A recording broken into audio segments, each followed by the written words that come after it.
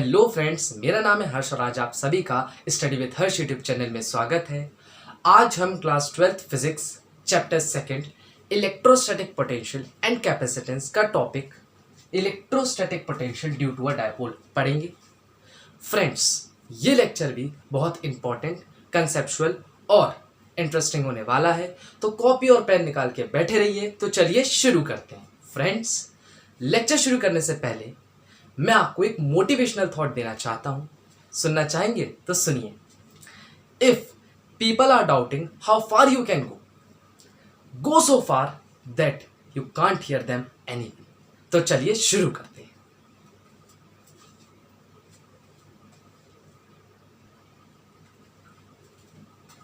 So electrostatic potential due to a dipole, यह आज हमारा टॉपिक है। मतलब किसी डायपोल की वजह से किसी पॉइंट पर कितना इलेक्ट्रोस्टैटिक पोटेंशियल क्रिएट किया जाएगा वो हमें निकालना है। कैसे निकालेंगे? पहले मैं आपको कुछ टर्म बता दूं जो है दैट इज अ डायपोल। हाँ, इलेक्ट्रोस्टैटिक पोटेंशियल आप लोग सोच रहे होंगे मैं क्यों नहीं बता पा रहा हूँ, क्योंकि जो इलेक्ट्रोस्टैटिक पोटेंशियल है उसको मैंने एक्सप्लेन कर चुका हूँ मेरे फर्स्ट लेक्चर में। तो जाइए यूट्यूब पे टाइप कीजिए electrostatic potential by study with Harsh. मैंने वहाँ इलेक्ट्रोस्टैटिक पोटेंशियल के सारे बेसिक कंसेप्ट क्लियर किए हैं। ठीक है, तो जाइए वहाँ देखिए, तभी ये लेक्चर समझ में आएगा। अब बात करते हैं डायपोल। ये डायपोल क्या होता है? देखिए, ये डायपोल क्या है? Two equal and opposite charges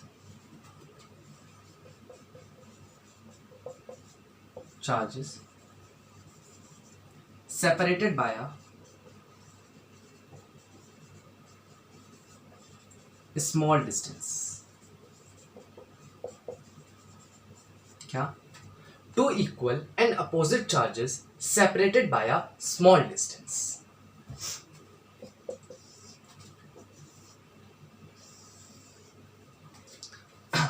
मतलब समझो क्या बोलना चाह रहा है। टू इक्वल एंड अपोजिट मतलब दो चार्जेस हैं जिनका मैग्नीट्यूड इक्वल है बट इनका साइन अपोजिट है, वो ये बोलना चाह रहा है। और ये जो चार्जेस हैं ये स्मॉल डिस्टेंस से सेपरेटेड हैं, लेट अस से L। यही होता है इलेक्ट्रिक डायपोल या सिंपली डायपोल। क्लियर होगी बात? चल ठीक है। अब हम इसकी डेरिवेशन पे आएंगे।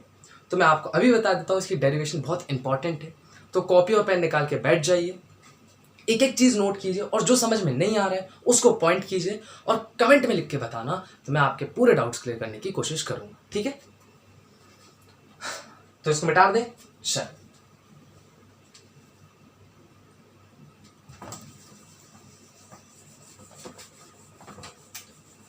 आ रहा है समझ? क्लियर? ठीक है, क्लियर। अब मैं यहां थोड़ी स्पेसिंग लगा देता हूं। यहां मैं डेरिवेशन लिखूंगा, यहां मैं डायग्राम बनाऊंगा। ठीक है, डायग्राम मैं मिटा दूंगा नहीं एंड तक, क्योंकि डायग्राम का बहुत इंपॉर्टेंट कंसेप्ट है। ठीक है, यहां मैं डेरिवेशन लिखता जाऊंगा और आप उसको कॉपी में नोट कीजिएगा और मैं मिटा दूंगा। ठीक है, ओके। डायग्राम बनाते हैं। मान लो ये एक डायपोल है। ये क्या है? थोड़ा लगाते हैं। ये मान लो एक डायपोल है। डायपोल को हम सिस्टम ऑफ चार्जेस भी बोल सकते हैं। A system of two charges. क्या? A system of two charges हम डायपोल को बोल सकते हैं। ठीक है, ये सीधी लाइन नहीं बनती। ठीक है, ये क्या है? एक डायपोल है। ये सेंटर है, मान लो O। ठीक, ये डायपोल है, ये सेंटर O है। पॉजिटिव चार्ज से O के बीच का डिस्टेंस A, नेगेटिव चार्ज से O का नेगेटिव चार्ज से O के बीच का डिस्टेंस A। ठीक है, तो टोटल डिस्टेंस 2 है। ठीक है, क्लियर? क्लियर।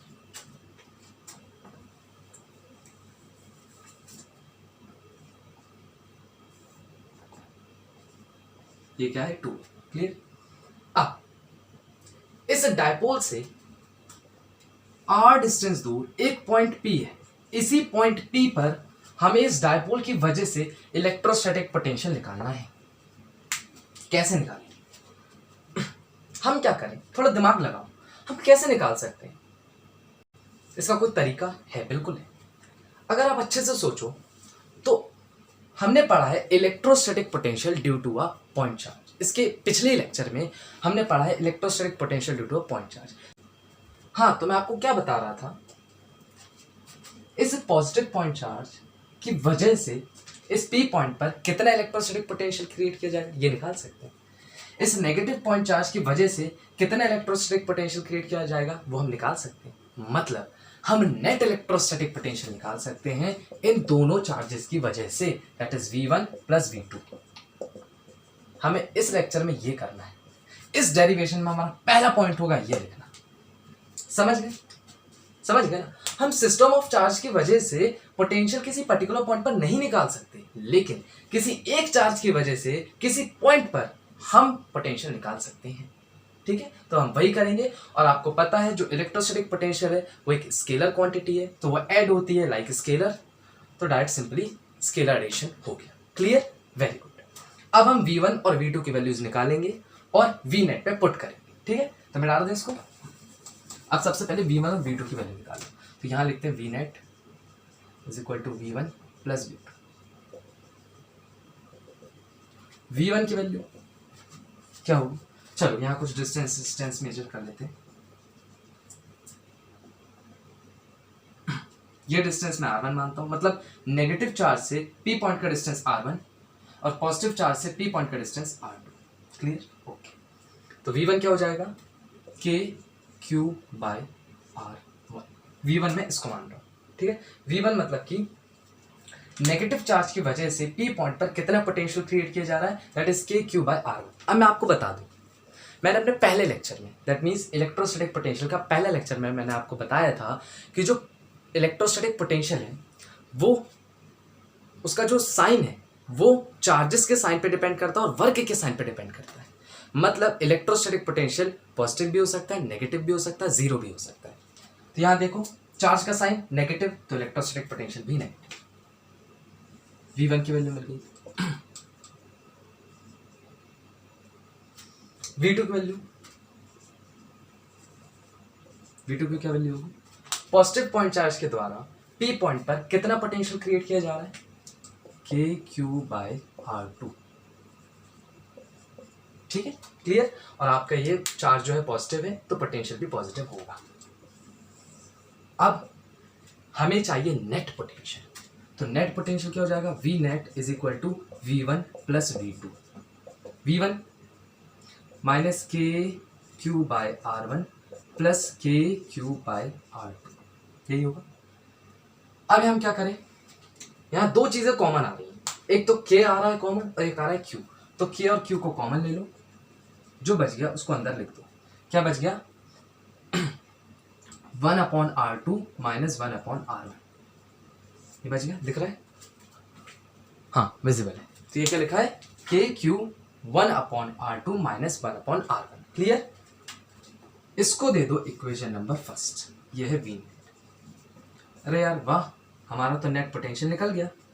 नहीं, अभी नेट पोटेंशियल नहीं निकला है। मैं आपको एक इंपॉर्टेंट बात बता दूं, आप सोच रहे हैं नेट पोटेंशियल निकल चुका है, कहाँ निकला? अभी R1 और R2 की वैल्यू हमको निकालनी पड़ेगी, बिकॉज R1 और R2 जो है वो वेरिएबल है। समझ लो, अगर P पॉइंट नेगेटिव चार्ज से दूर जाएगा तो R1 और R2 की वैल्यू वेरी करेंगी। अगर P पॉइंट नेगेटिव या पॉजिटिव चार्ज से के पास आएगा तो R1 और R2 की वैल्यू वेरी करेगी। समझ लो, मतलब R1 और R2 वेरिएबल है, कांस्टेंट नहीं है। तो हमें यहाँ कांस्टेंट टर्म्स चाहिए इनकी जगह पर, हमें क्या चाहिए? कांस्टेंट टर्म चाहिए। समझ गए? अब वो कैसे लाना है मैं आपको बताऊंगा। अब शुरू होती है रियल डेफिनेशन, रियल डेरिवेशन। ठीक है, चलो तो मैं डाल दूं ये। ओके,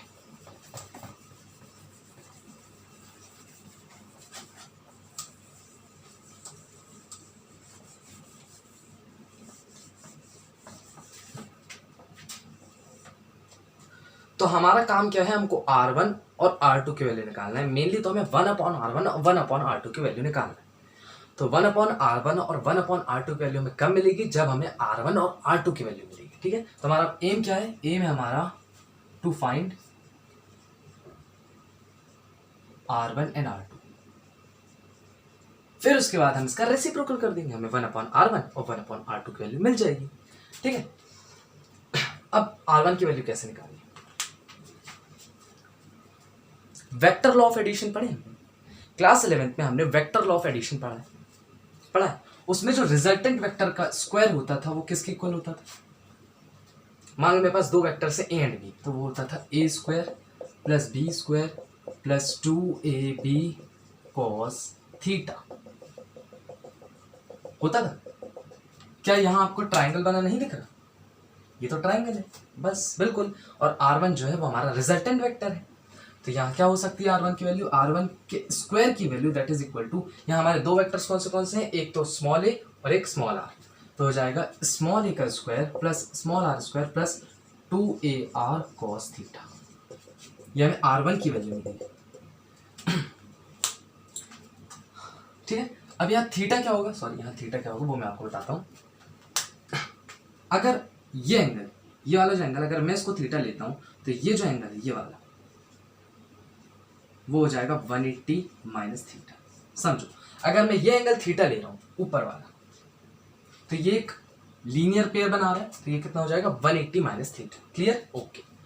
तो r1 के सामने वाला एंगल क्या है? थीटा। तो हो जाएगा 2ar cos थीटा। ऐसे r2 के स्क्वायर की वैल्यू कितनी हो जाएगी? That is a square plus r square plus 2ar cos। r2 के सामने वाला एंगल कौन सा है? 180 minus theta. That means cos 180 minus theta. बताओ, cos 180 माइनस थीटा मतलब कौन से क्वाड्रेंट में आ गए? सेकंड क्वाड्रेंट में आ गए। और सेकंड क्वाड्रेंट में जो आपकी cos की वैल्यू वो क्या होती है? Negative, minus cos theta. तो यहां लिख दो direct minus cos theta. Clear? Very good. मिटा दूं? मतलब हमें r1 और r2 की वैल्यू मिल चुकी है। नहीं, मैं r1 और r2 की वैल्यू नहीं मिली, r1 के स्क्वायर की और r2 के स्क्वायर की वैल्यू मिली है। समझ रहे हो? अभी हमें r1 के स्क्वायर और r2 के स्क्वायर की वैल्यू मिली। अभी हमको r1 और r2 की वैल्यू निकालनी है। चलो निकालते हैं। यहां तक लिख लिया? Very good. इसको मिटा दें।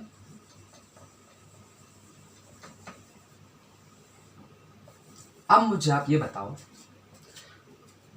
मैं इन दोनों में से किसी एक की वैल्यू पकड़ के इन दोनों की वैल्यू नहीं निकाल सकता। समझो, अगर मैं यहां से r1 की वैल्यू निकालता जाऊं तो मुझे r1 की वैल्यू मिल जाएगी, r2 की वैल्यू मिल जाएगी। ऐसा क्यों? क्योंकि दोनों में वैल्यूज जो है वो सेम है, बस साइन अलग है, तो मैं साइन लगा दूंगा।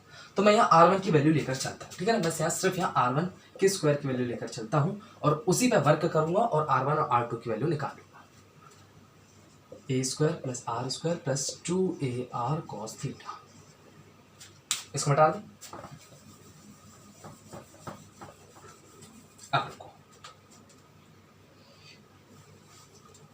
अब यहां हमको लगाना पड़ेगा दिमाग। क्या लगाना पड़ेगा? दिमाग लगाना पड़ेगा। क्या दिमाग लगाए? हमने क्या करा, r1 के स्क्वायर को तो वैसे लिख रहे हैं, तो हमने यहाँ r स्क्वायर कॉमन लिया। क्यों लिया ये आपको थोड़ी देर बाद बिल्कुल पता चल जाएगा। r स्क्वायर है कॉमन लिया तो क्या बच जाएगा?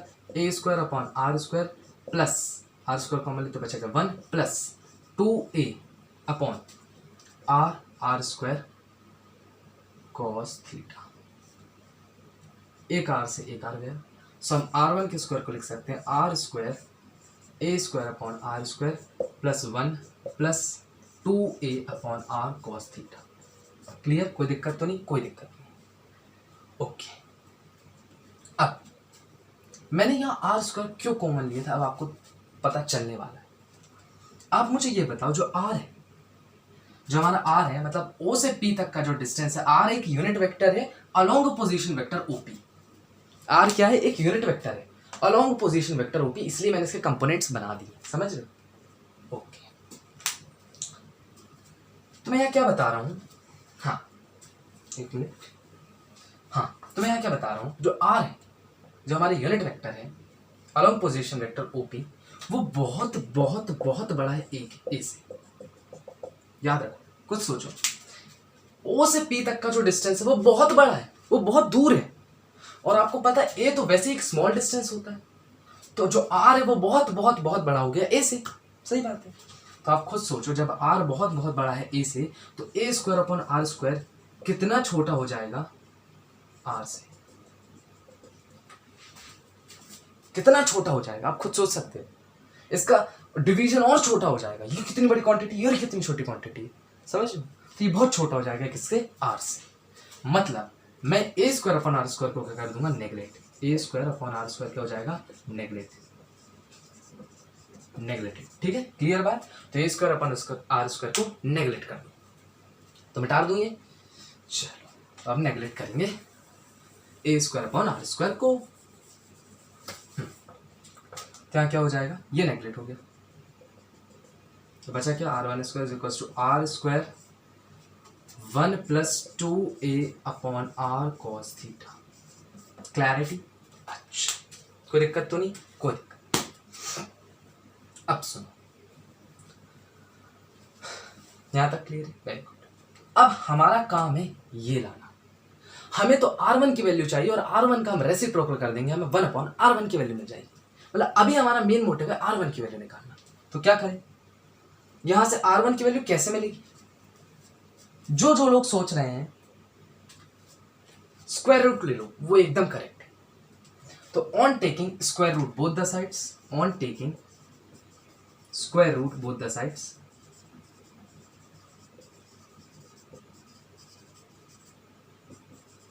दोनों साइड्स क्या ले लो, स्क्वायर रूट ले लो, ठीक है। तो हमें यहां से किसकी वैल्यू मिल जाएगी, R1 की वैल्यू मिलेगी। तो मिटा दूं,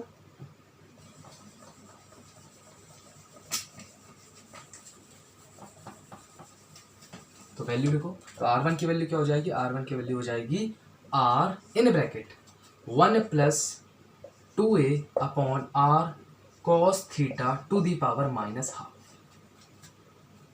ठीक, ओके, इसको मिटा देता हूं, इसको मिटा देता हूं।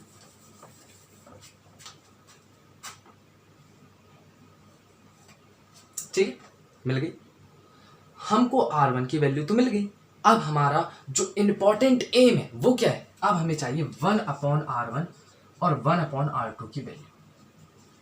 अब वो कैसे लाएं, वो कैसे फेच करें, इसका रेसिप्रोकल कर दो, बोला था ना R1 की वैल्यू मिल गई, अब उसका रेसिप्रोकल कर दो। तो 1/R1 is equal to 1/R in bracket 1 + 2a upon R cos theta to the power क्या हो जाएगी, अभी हाफ है तो यहां लगेगी, तो मतलब 1 में आएगी तो क्या हो जाएगी, -12। ये समझ गए, क्लियर हो गया। ये हमें 1/R1 की वैल्यू मिल गई। ऐसे ही 1/R2 की वैल्यू आपको मिल जाएगी, क्या होगी 1/R2 की वैल्यू, 1/R, यहाँ बस साइन चेंज था तो वहाँ साइन चेंज कर देना, 1 - 2a upon R cos theta to the power -12। ये लो 1/R1 और 1/R2 की वैल्यू हमको मिल गई, दोनों वैल्यूज मिल गई ना, मिल गई, ये मिल गई दोनों वैल्यूज। क्लैरिटी, अब इन दोनों की वैल्यूज आप इक्वेशन नंबर 1 में रख दो। ये सारे कॉन्स्टेंट्स आप देख रखे, ठीक है, ये सारे क्या है, कॉन्स्टेंट्स, ठीक है। तो इन सब मतलब इन सब नहीं, मतलब 1/R1 और 1/R2 की वैल्यू कहाँ रख दो, इक्वेशन नंबर 1 में रख दो। अब मैं इसको मिटा दूं, ठीक है, मिटा दूं,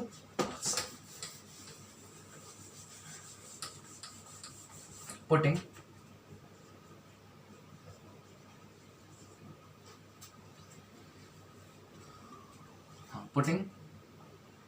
values of 1/R1 and 1/R2 in equation number 1। Equation number 1 लिख देते हैं, V net is equal to KQ in bracket 1/R2 - 1/R1। ये थी इक्वेशन नंबर 1, क्लियर। उसको थोड़ा छोटा कर लो, अब सही क्लियर, ये क्लियर हुआ। अच्छा अब सुनो, यहां तक क्लियर हो गया, वेरी गुड। अब वैल्यूज पुट कर दो, तो मैं इसको भी मिटा लूंगा वैल्यूज पुट करने के लिए, तो एक बार देख लेता हूँ 1/R 1 + 2, ठीक है, मिटा दूँ। अब वैल्यूज पुट कर रहा हूँ क्योंकि मैं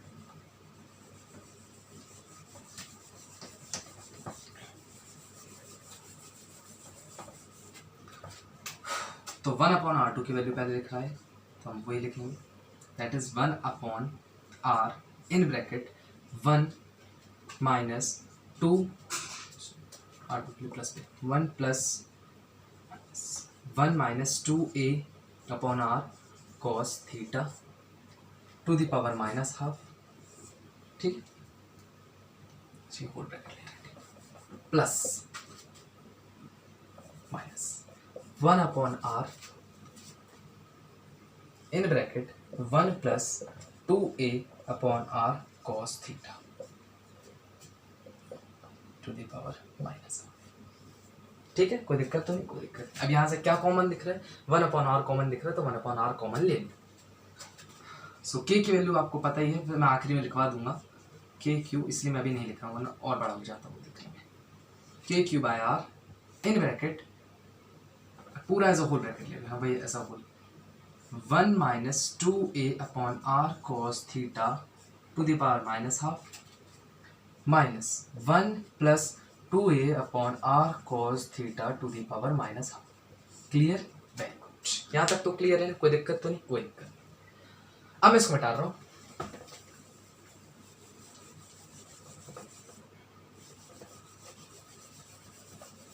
अब हमने पढ़ी है बायनॉमियल थ्योरम।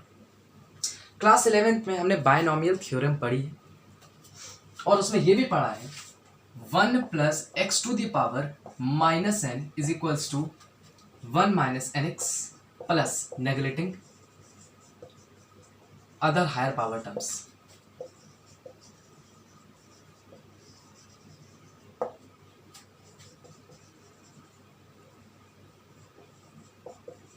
पढ़ा है ना? वेरी गुड, पढ़ा है। हाँ, तो हमने पढ़ा है 1 प्लस बायनॉमियल थ्योरम में हमने पढ़ा है 1 plus x to the power minus n is equals to 1 minus n x plus neglecting other higher power terms. हमने जितनी भी और हायर पावर टर्म्स उनको नेगलेक्ट कर दिए, बस इतना रखा। तो और यह एक कंडीशन भी है कि जो x की वैल्यू बहुत बहुत बहुत छोटी होनी चाहिए 1 से, और है ये 1 है, और ये जो इसको अगर मैं x लूँ तो ये बहुत छोटा है 1 से, याद रखना, ठीक है ना। तो 1 plus x to the power minus n है कि नहीं, तो वही फॉर्मूला हम यहाँ इस्तेमाल करेंगे, ठीक है। या 1 minus x to power minus n, तो सेम ही रहेगा फॉर्मूला। तो हो जाएगा K Q by R in bracket, ये इधर आएगा, 2 से 2 कैंसिल होगा, माइनस माइनस प्लस हो जाएगा, तो 1 plus a cos theta upon r minus 1 half इधर आया, 2 से 2 कैंसिल, माइनस प्लस माइनस, तो 1 minus a cos theta upon r. Clear? अच्छा,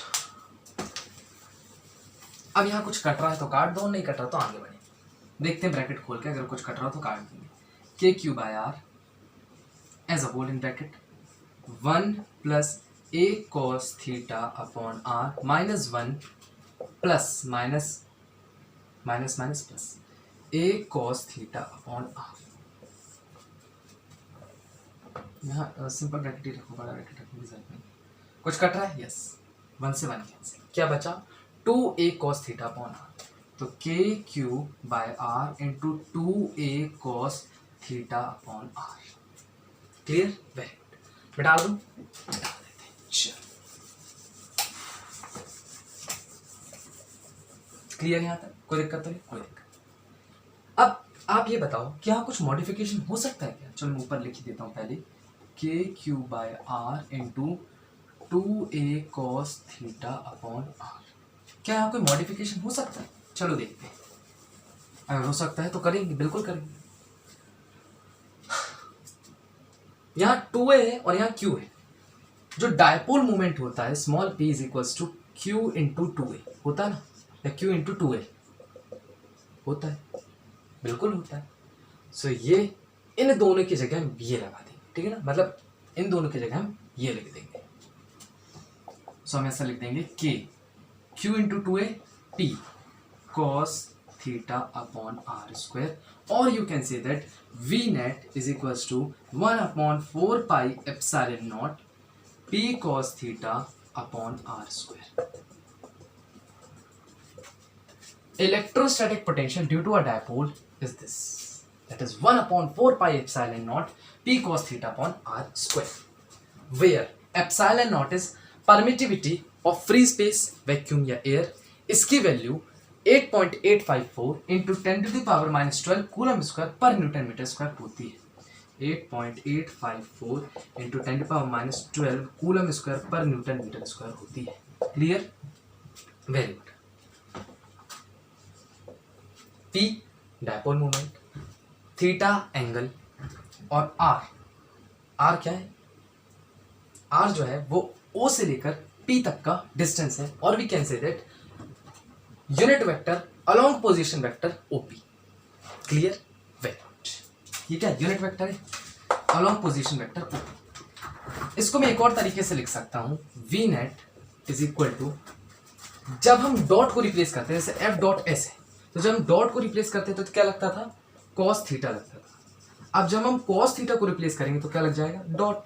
लेकिन उसके लिए हमको वेक्टर क्वांटिटी का इस्तेमाल करना पड़ेगा, तो हम यहाँ वही करेंगे। हमारे पास डायपोल मोमेंट एक वेक्टर क्वांटिटी तो है ही, अभी हमने डॉट लगाया, अब हमको एक वेक्टर क्वांटिटी की जरूरत पड़ी।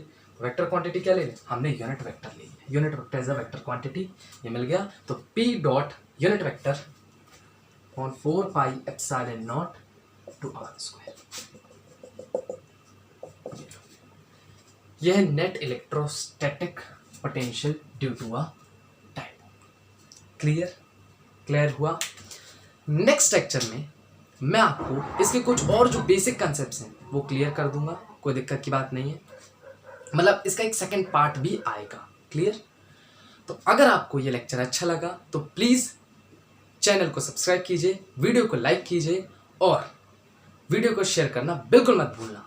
और एक और बात, अगर समझ में आ रहा है तो कमेंट करके ज़रूर बताना, हाँ समझ में आ रहा है। और अगर कोई भी डाउट है तो बिल्कुल मैं हूँ, आप मुझसे पूछ सकते हैं कमेंट में। तो ओके, बाय।